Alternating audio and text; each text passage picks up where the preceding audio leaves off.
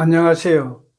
오늘은 부처님의 성도 과정을 구체적으로 설하고 있는 마찌마 니까야 사자가 긴경에 나타나는 세 가지 명지, 즉 숙명통, 천안통, 누진통을 통해 윤회의 주체 여부와 윤회의 원인과 윤회의 종식은 어떻게 이루어지는가 라는 주제로 말씀드리겠습니다. 마찌마 니까야 사자가 긴경을 보면 부처님은 출가 후 알랄라 깔라마와 우따까 라마부따를 찾아가 선정수행인 무소유처정과 비상비비 상처정을 성취하였으나 깨달음을 위한 길이 아님을 알고는 다시 고행수행을 하게 됩니다. 부처님은 극심한 고행으로 인해 백가죽이 등뼈에 달라붙었고 대변이나 소변을 보려고 하면 머리가 땅에 꼬꾸라졌으며 손으로 사지를 문지르면 뿌리가 썩은 털들이 몸에서 우수수 떨어져 나갔고 숨을 멎는 수행 등을 하였지만 그 역시 깨달음을 위한 길이 아님을 알고 포기하게 됩니다. 그때 부처님은 어릴 적 농경제 의식을 거행할 때 잠부나무 그늘 아래에서 새끼 초선에 들어 머물렀던 일을 기억하면서 이것이 깨달음을 위한 길이 아닌가라고 생각하게 됩니다. 그래서 들숨 날숨에 대한 마음챙김을 통해 새끼 초선에 이어서 2선, 3선, 4선에 들어가게 됩니다. 부처님은 새끼 사선정을 성취한 다음 초야, 즉 오후 6시에서 밤 10시까지입니다. 초야에 전생을 기억하는 지혜인 숙명통으로 마음을 향하게 했다고 합니다. 사자가 긴경에서 숙명통을 설명한 것을 그대로 읽어보겠습니다. 한량없는 전생의 갖가지 삶들을 기억했다. 즉 한생, 두생, 세생, 네생, 다섯생, 열생, 스물생, 서른생, 마흔생, 신생, 백생, 천생, 10만생, 세계가 수축하는 여러 급, 세계가 평창하는 여러 급을 기억했다. 어느 곳에서 이런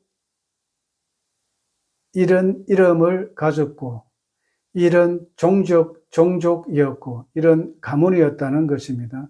이런 종족이었고 이런 용모를 가졌고 이런 음식을 먹었고 이런 행복과 고통을 경험했고 이런 수명의 한계를 가졌고 그곳에서 죽어 다른 어떤 곳으로 다시 태어나 그곳에서는 이런 이름을 가졌고 이런 종족이었고 이런 용모를 가졌고 이런 음식을 먹었고 이런 행복과 고통을 경험했고 이런 수명의 한계를 가졌고 그곳에서 죽어 다시 여기 태어났다 라고 이처럼 한량없는 전생의 갖가지 모습들을 그 특색과 더불어 상세하게 기억해냈다고 합니다. 여기서 부처님이 숙명통을 통해 보고 아신 것을 요약하자면 첫째, 이런 이름을 가졌고 이런 종족을 가졌고 이런 용모를 가졌고 이런 음식을 먹었고 이런 행복과 고통을 경험하였고 수명이 있다는 표현은 인간뿐만 아니라 지옥 중생, 동물 즉 축생계 중생, 아기계 중생, 천신계 중생 등에도 적용할 수 있기 때문에 육도 윤회한다는 것을 알 수 있다고 하겠습니다.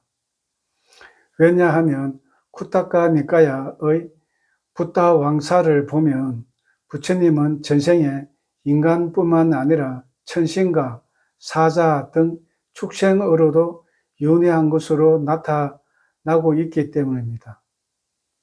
둘째는 부처님이 전생에 인간과 천신, 축생으로 윤회할 때 동일한 오온이 윤회했는지 아니면 윤회할 때마다 새로운 오온이 윤회했는지에 대해서는 설명이 없습니다.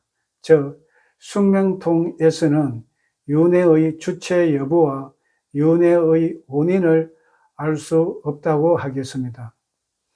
이처럼 숙명통을 정득하신 후 중야 밤 10시에서 새벽 2시까지입니다.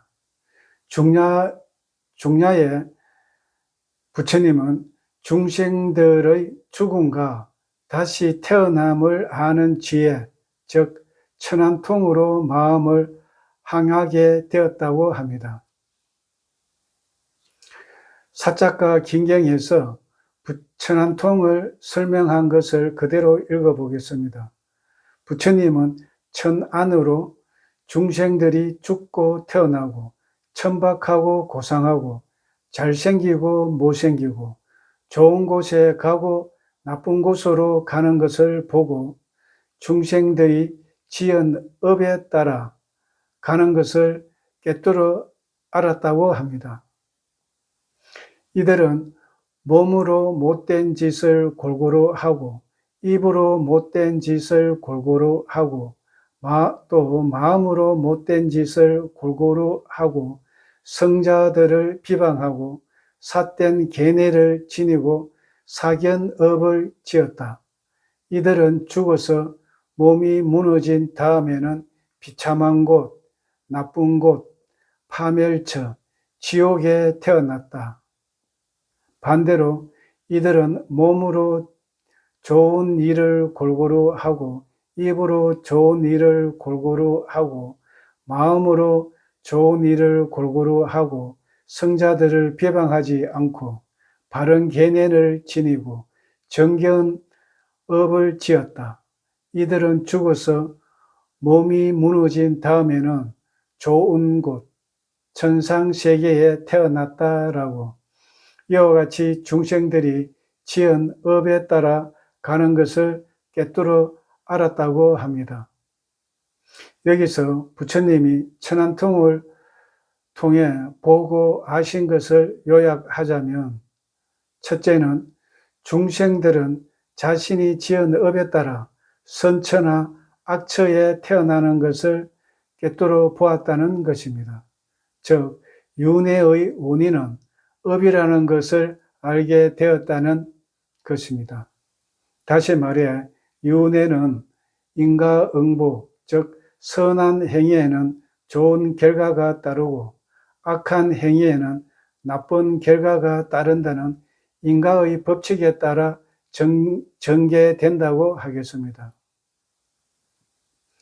예를 들어 중생이 입으로, 몸으로, 마음으로 좋은 일을 하고 성자들을 비방하지 않고 바른 계뇌를 가지고 선업을 지으면 고상하고 얼굴이 잘생기고 행복한 곳에서 태어난다는 것입니다. 반대로 몸으로, 입으로, 마음으로 나쁜 일을 하고 성자들을 비방하고 삿된 계뇌로 악업을 지으면 천박하고 얼굴이 못생기고 고통스러운 곳에 태어난다는 것입니다. 둘째는 천안통에서는 윤회의 원인이 업이라는 점은 분명히 드러나지만 그 업을 짓고 가보를 받는 주체가 동일한 오온인지 아니면 윤회할 때마다 새로운 오온인지는 천안통 자체만으로는 알 수 없다고 하겠습니다. 이렇게 부처님은 천안통을 정득하신 다음 후야 새벽 2시에서 새벽 6시까지입니다. 후야에서 모든 번뇌를 소멸하는 지혜, 즉 누진통으로 마음을 항하게 했다고 합니다. 사작과 긴경에서 누진통을 설명한 것을 그대로 읽어보겠습니다.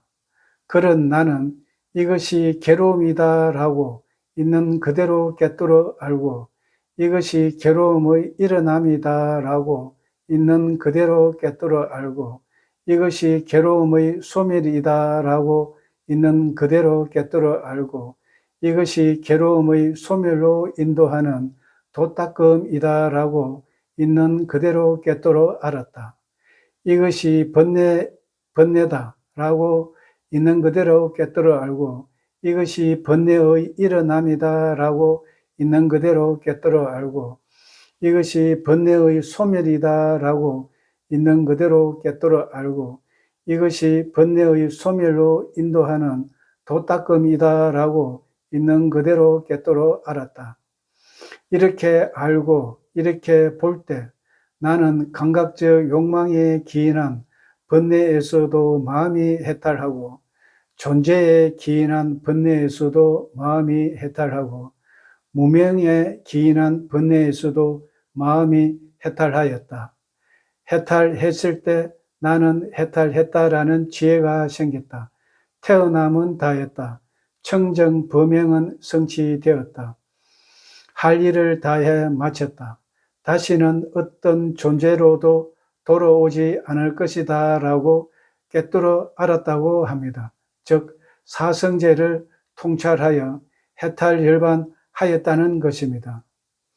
여기서 부처님이 누진통을 통해 보고하신 것을 요약하자면, 첫째는 주석서에서는 누진통은 이빠사나 수행을 통해 사성제의 간통이라고 설명하고 있습니다. 둘째는 색계사선정에서 출정하여 이빠사나로 전환하여 오온, 즉 몸과 마음에서 일어나는 모든 현상을 통찰한 결과 나라고 여기는 오온 자체가 무상고무아라는 것을 아시게 됩니다. 고성제는 무상고무아 가운데 고, 즉 괴로움을 강조해서 고성제라고 합니다. 무상고무아 가운데 무상을 강조하면 무상성제가 되겠죠. 무아를 강조하면 무아성제가 될 것입니다. 그러면 부처님이 무상고무아 가운데 고, 괴로움을 왜 강조했을까요? 사바세계는 고통의 바다이다라는 말이 있듯이 괴로움을 알아야 괴로움에서 벗어나려고 노력하겠죠. 병에 비유하자면 내가 현재 병에 걸렸는지 여부를 알아야 병을 원인을 찾고 치료를 하고 완치할 것입니다. 마찬가지로 부처님은 나라고 여기는 오온, 즉 몸과 마음은 무상고무아 가운데 괴로움임을 철저히 알 것을 강조하고 있습니다. 여러분은 나의 삶이 괴로움이라고 생각하십니까? 살다 보면 괴로움도 있고 행복도 있고, 그러니까 중간이라고 생각하시는 분도 있을 것입니다. 그러나 우리가 살면서 행복도 있지만 결국 죽잖아요. 죽으니까 사는 자체가 결국 괴로움으로 귀결되는데, 행복이라고 착각하고 사니까 명상, 즉 수행할 생각조차 못한다는 것입니다. 특히 부유할수록 명상보다는 감각적 쾌락의 욕망을 즐기려는 경향이 있기 때문에 부자가 천국 가기는 낙타가 바늘 구멍에 들어가는 것보다 어렵다는 말이 있는 것 같습니다. 그러면 태어나고 죽고 또 태어나면 죽는데 오온이라는 존재는 왜 계속 태어나는지 궁금하실 것입니다. 부처님은 숙명통과 천안통을 통해서 오온이라는 존재는 조물주에 의해